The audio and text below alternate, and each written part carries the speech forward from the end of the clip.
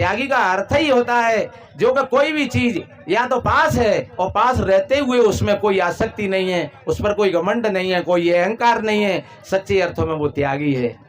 ऐसी लगन में लगूं न लिखा ले बरनी, ऐसी लगन में लगूं न लिखा ले बरनी, हो ऐसी लगन में।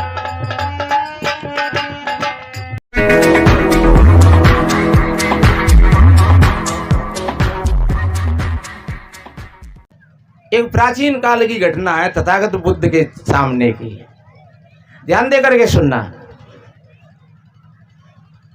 उस समय की एक विश्व सुंदरी थी जिसको कहते हैं अम्रपाली। अम्रपाली क्यों उसका नाम था? क्योंकि कोई किसी के अवैधिक रूप से वो लड़की पैदा हुई, उस लड़की को वे आम के पेड़ के नीचे छोड़ गई को बहनी बेटी, और बहुत सुंदर थी। तो जैसे सदगुरु कबीर साहब जी को ले आए नीरू और नीमा, इसी तरीका से उस लड़की को भी कोई दंपत्ति परिवार ले आया और उन्होंने उसका पालन पोषण किया, और वो बहुत सुंदर थी। उसका नाम विश्व सुंदरियों में आ गया। जब उसने अपने यौवन को संभाला तो बड़े बड़े राजा महाराजाओं के पत्र आने लगे कि हमारे साथ में शादी कर दो, हमारे साथ में शादी कर दो, हमारे साथ में शादी कर दो। अगर हमारे साथ में शादी नहीं करोगे तो फिर हम मरवा देंगे, पकड़ करके ले आएंगे जबरदस्ती से। तो ऐसी 50 शिकायतें आई उनके पास।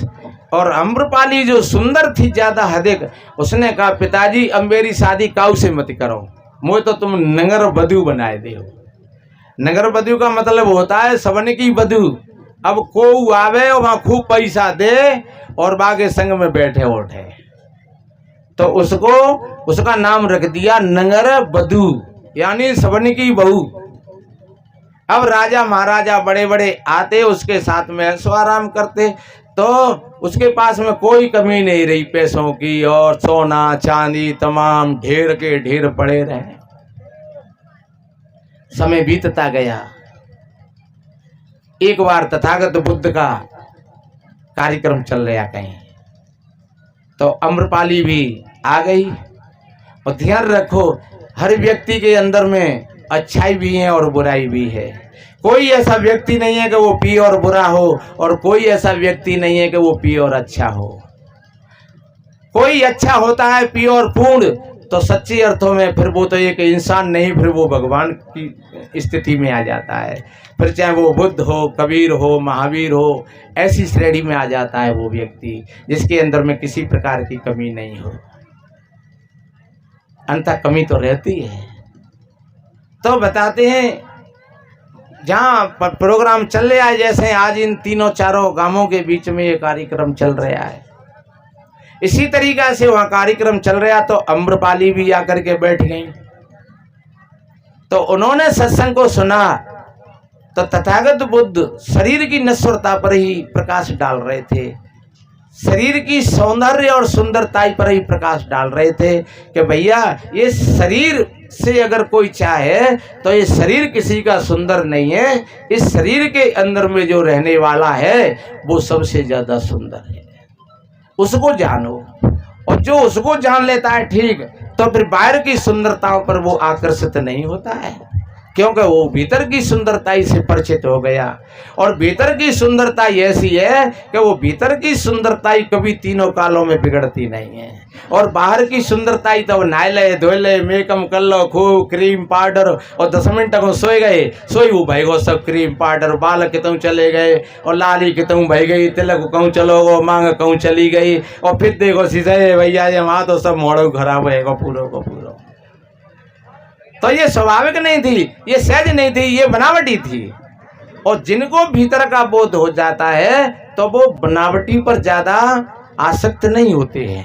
क्योंकि उनको भीतर की सुंदरताई का बोध हो गया। और ये संत जितना प्रवचन दे रहे हैं वो भीतर की सुंदरताई की बात करते हैं कि ये शरीर किसी का सुंदर नहीं है और शरीर का कोई भरोसा नहीं है। आज दोनों आंखें हैं, कल एक आंख चली जाए तो लोग कहेंगे कि कानों है गो, कल दोनों आंख चली जाए लोग कहेंगे अंधा हो गया, कल बाई चांस हमारे कान फूट जाए वो तो बहरो है गो, कल बाई चांस हाथ कट जाए लूला है गो, कल पैर टूट जाए वो तो लंगड़ा है गो।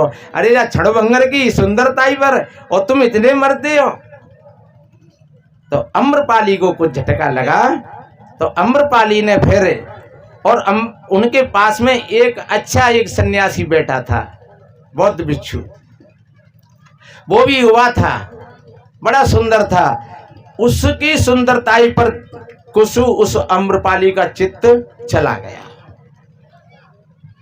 जब कार्यक्रम पूरा हो गया तब अम्रपाली ने तथागत भगवान बुद्ध के पास न जाकर के उसी से सीधी सीधी बातें कही कि भगवान हम आपका निमंत्रण करेंगे और आप हमारा निमंत्रण स्वीकार करिए, आप हमारा निमंत्रण स्वीकार करिए।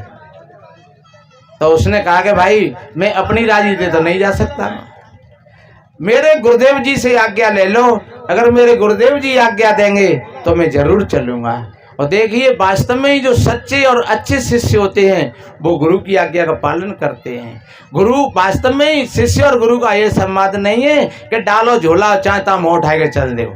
वास्तव में ये कोई साधुता नहीं है। साधुता का अर्थ ही एक साधना से जुड़ा हुआ होता है। या तो हमको कोई विशेष करके बुलाए तो हम वहाँ जाएं, या विशेष किसी से हमें काम हो तो हम वहाँ पर जाएं, अन्यथा हम जहाँ रह रहे हैं उसी स्थिति में अपना ध्यान करें, भजन करें, साधना करें और रूखा सूखा जैसा हो वैसा ही खा पी करके और अपना जीवन का आनंद लें। साधुता का अर्थ तो यही है। तो तथागत बुद्ध से जब निवेदन किया तो फिर बुद्ध ने कह दिया तो ठीक है ले जाओ। तो फिर उसने और थोड़ी सी बेईमानी आई, बोले भगवान आप 4 महीना का चतुर्मास करोगे तो फिर ये आप अपने बिच्छू को 4 महीना मेरे मकान पर छोड़ दो और मैं इनकी सेवा कर लूंगी। बुद्ध को भी कुछ विश्वास होगा। बुद्ध ने कहा तो ठीक है ले जाओ 4 महीना के लिए। लेकिन जो और 7 के बिच्छू थे उनके हृदय में बड़ा कोलाहल पैदा हो गया। लगे तो कि देखो ये भगवान कहलाते हैं और एक जवान साधु को और एक अम्रपाली जैसी सुंदरी के साथ में भेजना कोई मजाक की बात है? ये कहां बचेगा? इन्होंने तो एक अपने चेला को खो दिया। तो वो सब बुद्ध के सामने आकर के प्रार्थना कर रहे और भली बुरी कह रहे। लेकिन बुद्ध ने कहा कि नहीं, ये 2 मुठ का कांटा है, ये तलवार की धार पर चलना है, ये किसी सूरवीर का काम होता है। या तो अम्रपाली इसके साथ में आ जाएगी महात्मा बन करके, या फिर जी अम्रपाली के साथ में हो जाएगा, चला जाएगा। ये इसके जीवन की परीक्षा है, ये तपस्या है। ध्यान रखो, कोई त्यागी काऊ ने वो चीजें नहीं देखी हो वो कह के हम त्यागी बने गए हैं। कोई हमन ते कह रहे तेने कहा त्याग दो, हमन ने जाजू त्याग दो, हम कबू ना बैठे तो कहते बाप बता दो बैठेगा जाजो में। अरे वो तो भागो तो त्यागू ही है। तो जब है त्याग की तो बात, जब हम पे 2000 रुपया की साइकिल है और भाई हम काऊ दे दें, समझ लो कि वो सबसे बड़ा त्याग हो गया। कहा त्याग हो है कि भैया 2000 रुपये साइकिल सुबह मैंने दे दी कहूँ काम के लिए, तो वास्तव में तुम त्यागी हो गए। त्यागी का अर्थ ही होता है जो कि कोई भी चीज या तो पास है और पास रहते हुए उसमें कोई आसक्ति नहीं है, उस पर कोई घमंड नहीं है, कोई अहंकार नहीं है, सच्चे अर्थों में वो त्यागी है। किसी में आपने पढ़ा होगा चेतन बोध में कि अनप्राप्तन को क्या त्यागे, प्राप्तन त्यागे सो त्यागी है, और गवे हुए को क्या गावे, अनुभव गावे सो रागी है। फिरे हुए को क्या फेरे, कट्टर फेरे सो बागी है, और भीतर बाहर की वासना त्यागे वही संत बैरागी है। जो मन चलता खाने को तो छोड़ फकीरी बाने को और मेहनत बन ग्रस्त बन क्यों फिरता दो दो आने को। ए माया ममता दूर भगा क्या करना तुझे खजाने को, और प्रारब्धि का भोग तुझे खुद आएगा भुगताने को। ये चेतन बोध में ये सदगुरु शीतल साहब जी के वाक्य है कि वास्तव में ही जो चीज हमारे पास में नहीं है उसका हम कैसे कह सकते हैं कि हम त्यागी हो गए। तो मेरे भाई बहनों, वो 4 महीना और उस बेश्या के पास में अम्रपाली के पास में रहा। अम्रपाली ने अपने चक्कर में डालने के लिए, और जब जब अम्रपाली उसके पास आती और वो अपने ध्यान में अपनी साधना में बैठा मिलता, भोजन प्रसादी पाया और ध्यान में बैठा हुआ है, और जब जब अम्रपाली पास आकर के बैठ जाती और वो चर्चा करते, अम्रपाली अरे तुमको इस रूप पर बड़ा घमंड है, ये रूप ये सदैव रहने वाला नहीं है। किसी विद्वान ने कहा है मरे पराये रूप पर वही रूप मत भंग, और मूर्ख तेरा रूप भी जाए न तेरे संग। मांझ रहा इस रूप को अरे मूर्ख दोनों छाक, अरे रूप या रूप पर एक दिन उपजे घास। इस रूप पर घमंड करता है, इसको मांझ रहा है, अहंकार करता है। तो जब जब अम्रपाली उनके पास आकर के बैठती और तभी तब वो ज्ञान की चर्चा छेड़ देते, तो जो ज्ञान की चर्चा वो इतने ऊपर इस तरह की करते कि उसकी जो विषय की चर्चा, वासना की चर्चा, वो उसको भूली जाती। उसकी जो वासना की, ध्यान रखो, जो वासना की चर्चा है वो तो बहुत ऊपर की है, और जो ज्ञान की चर्चा है वो बड़ी गहरी है।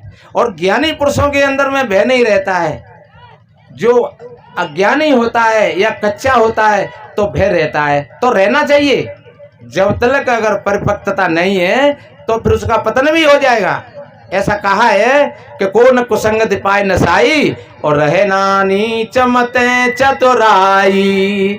पर यह भी कहा है कि कह रही मौतम प्रकृति क्या कर सकत कुसंग, और चंदन विष व्यापे नहीं लिपटे रहत भुजंग।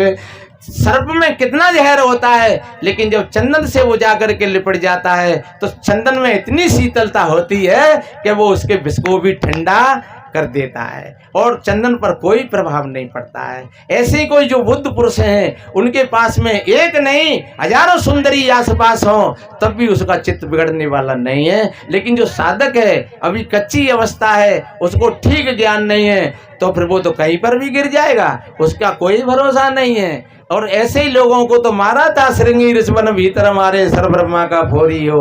तो मेरे भाई बहनों, बताते हैं 4 महीना में और उस अम्रपाली के जीवन की धारा बदल गई। और 4 महीना के पश्चात और जब वो आए तो आगे आगे वो बिच्छू और पीछे पीछे अम्रपाली आकर के, और वो सब लोग देख रहे थे। तथागत बुद्ध के जो साथ में थे सन्यासी, जो रोज उनकी मजाक उड़ाते थे, रोज खोचड़ी करते थे, और आज वो बड़े गौरव के साथ में वो आ रहा है, और वो एक दुनिया की सुंदरी और एक संत के सानिध्य में आकर के और वो एक साध्वी बनी गई। तो मैं तो तेजव की बात करता हूँ कि संतों को तो कुछ संतों को तो साध्वी भी सुंदरी लगती हैं। ध्यान रखो, उनको साध्वी भी सुंदरी दिख रही हैं, और वे संत कैसे थे कि जो सुंदरियों को भी वो साध्वी बना करके लाए, वो संत थे। इन बातों को ठीक तरीका से समझ, ये भाव में बहने की बात नहीं है और ये कोई लिखी पड़ी बात नहीं है, ये अपने भीतर में विचार और विवेक की बात है। और वो सुंदरताई का परिचय क्या है? एक महात्मा जी से पूछा किसी ने, महात्मा जी आपका परिवार है क्या? महात्मा जी ने कहा है मेरा परिवार। और लोग जाइए ज्यादा पूछते हैं, कहे महात्मा जी तुम्हारा परिवार होएगा, तुम कौन जाते के हो, ब्याह होगा, भाई हतेगा। लेकिन ये कोई महात्मा का परिचय नहीं है। अरे भाई होगी तो होगी, और मर गई होगी तो मर गई होगी, है ये तो ऊपर की बात है, इनसे क्या फर्क पड़ता है। महात्मा जी से पूछा तो महात्मा जी ने अपना परिचय दिया, सुनो मेरा परिवार कि सत्यम माता जय हो, बोल गुरु महाराज की जय हो।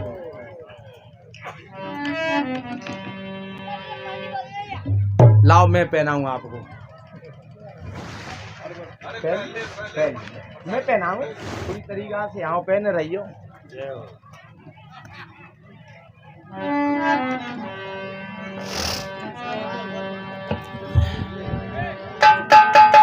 कि सत्यम माता पिता ज्ञानम धर्मो भ्राता दया सखा शांति पत्नी क्षमा पुत्रो सडेते मम बांधवा।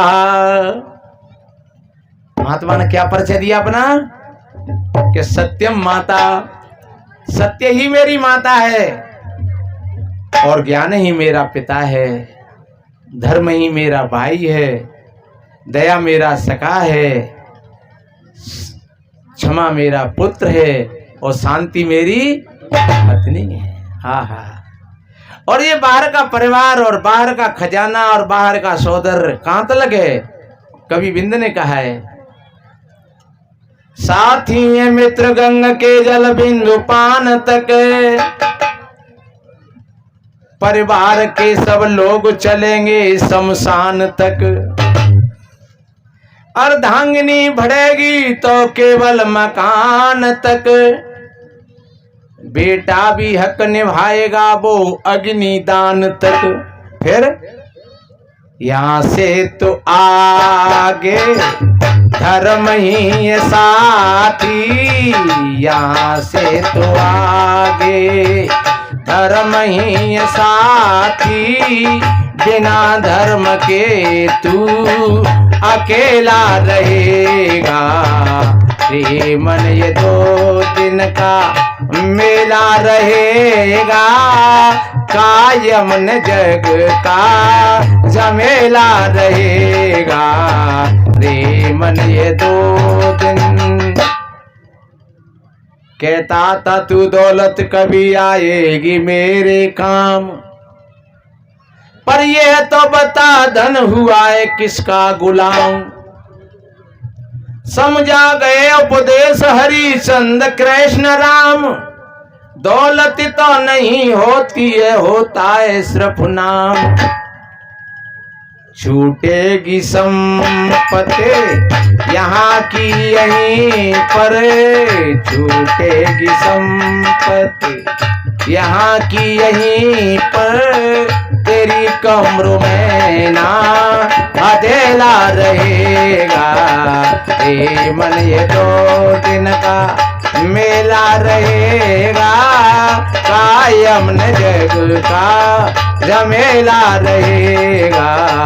ए मन ये 2 दिन।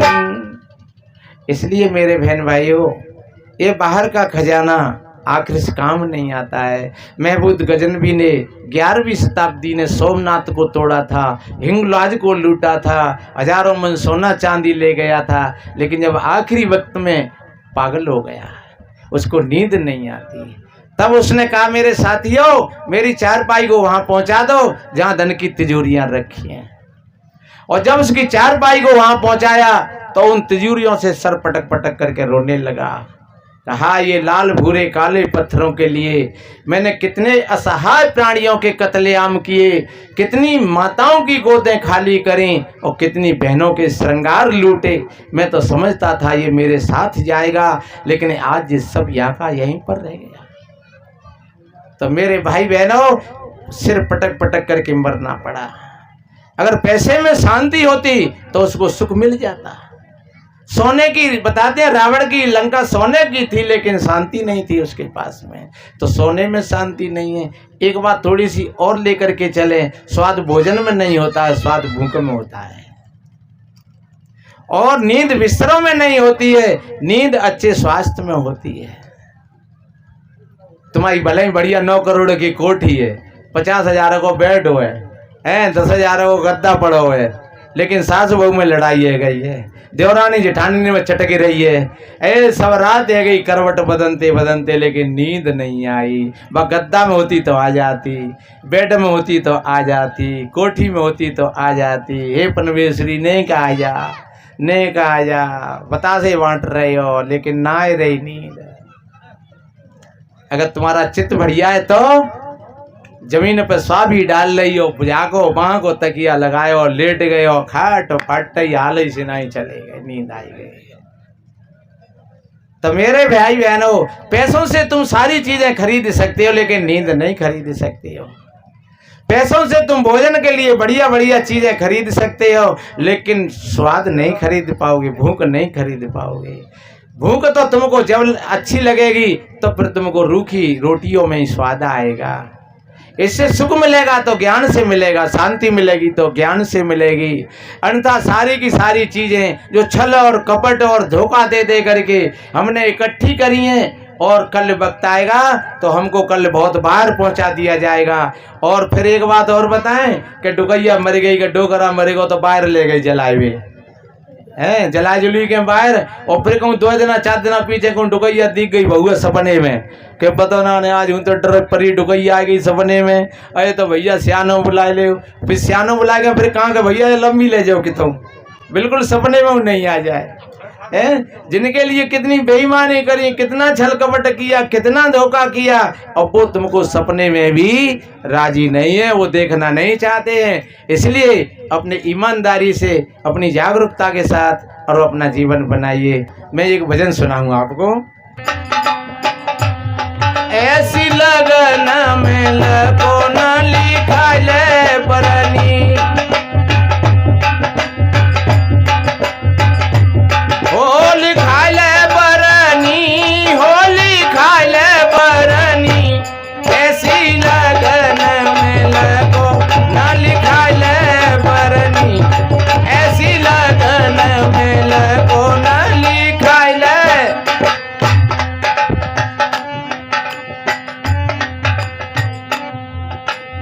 लगन कहते हैं अच्छे मुहूर्त को, और लगन कहते हैं जो ब्याह से पहले संदेश भेजा जाता है, उसमें सारे विवाह के विधि विधान होते हैं। ऐसी लगन में लगो न लिखाले बरनी, ऐसी लगन में लगो न लिखाले। बड़ा अच्छा मौका है। हाँ, कुमति भवज को नोता मती करियो बरनी, कुमति भवज को। या जीवन रूपी विवाह में आपने अगर अपनी कुमति रूपी भौजाई बुलाई ली तो सपा ब्याह बिगड़ जाओ, ध्यान रखो। के तो ब्याह भाभी बिगड़वावे और के ब्याह बतैया बिगड़वावे, आगे बताएंगे। हाँ, कुमति भवज को नोता मती करियो बरनी, कुमति भवज को नोता मती करियो बरनी। हो बोई तेरे ब्याह को बिगाड़े बरनी, ऐसी लगन में लगो न लिखाले बरनी, ऐसी लगन में लगो न ऐसी लगन में लगो न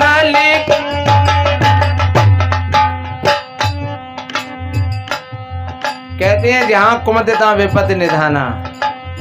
अपने हृदय को बढ़िया बनाना है तो भय, चिंता, टेंशन, क्रोध ये सब कुमति का ही परिवार है, इनको जगह मत देना। आपस की कोई बात हो उसको बैठ करके समाधान कर लेना, बहुत अच्छी बात है। देखिए इसलिए कवि ने कितना बढ़िया कहा है कि भैया ये कुमति रूपी भौजाई नहीं आ जाए, ये जीवन रूपी विवाह बिगड़ जाएगा। हाँ, काम क्रोध तेरे, हाँ काम क्रोध तेरे बनेंगे बतैया बरनी, काम क्रोध तेरे, हाँ काम क्रोध तेरे बनेंगे बतैया बरनी।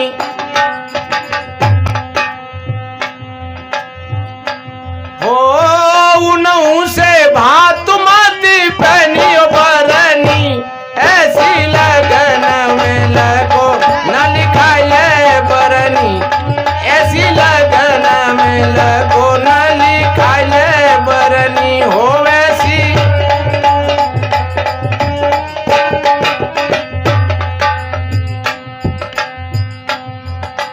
बहुत ही हो तो कहीं ना ने और नहीं बताइए नहीं कहे घमंड रहते हो हमका को जा दूल्हा के बाप से कभी हो रहे हैं और हमारी नहीं चलेगी तो ऐसी तैसी में जाए विवाह सोई रूट के हाल दे बजते। पर ध्यान रखो यहाँ जो बाहर की बात ना ने ये हमारे भीतर की बात है। ये काम और क्रोध ये दोनों ये कुमति के ही भाई है। इसलिए कवि ने कहा है कि देख वो तेरे बतैया बनेंगे और वो भौजाइए। तो जहाँ कुमति रूपी भौजाई और क्रोध रूपी बतैया आएगा तो भाई बताओ बनेगा भी आओ है। इसलिए वो कह रहे हैं कि देख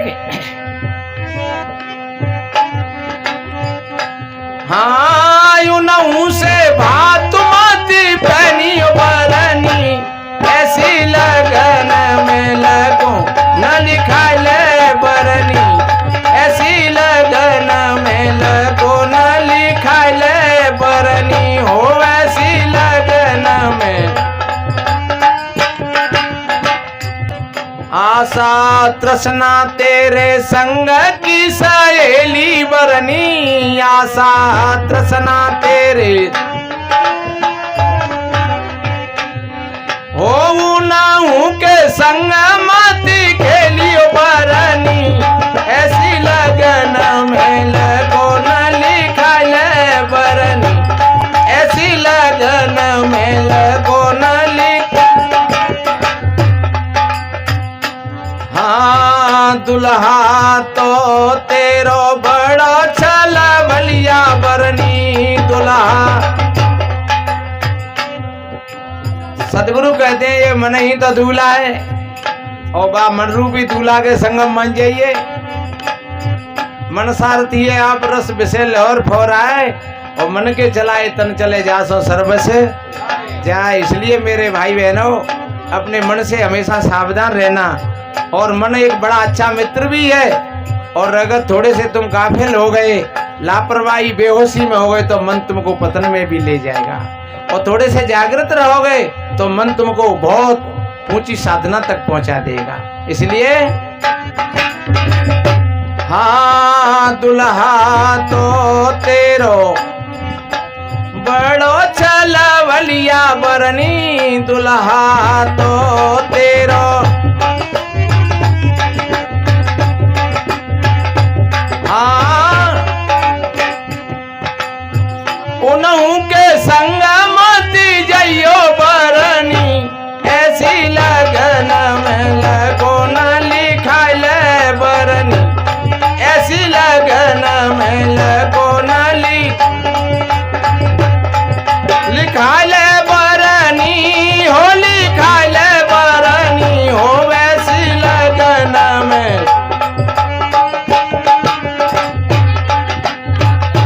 हाँ ज्ञान की हल्दी चढ़ेगी तेरे ऊपर बरनी, ज्ञान की हाँ ज्ञान की हल्दी चढ़ेगी तेरे ऊपर बरनी। ओ विचार कुंड में तू नालियो बरनी, ऐसी लगन में लगो हो वैसी लगन में लगो न लिखा ले बरनी। हो वैसी लगन में हाँ कहीं कबीर सुनो हो बरनी, कहीं कबीर सुनो हो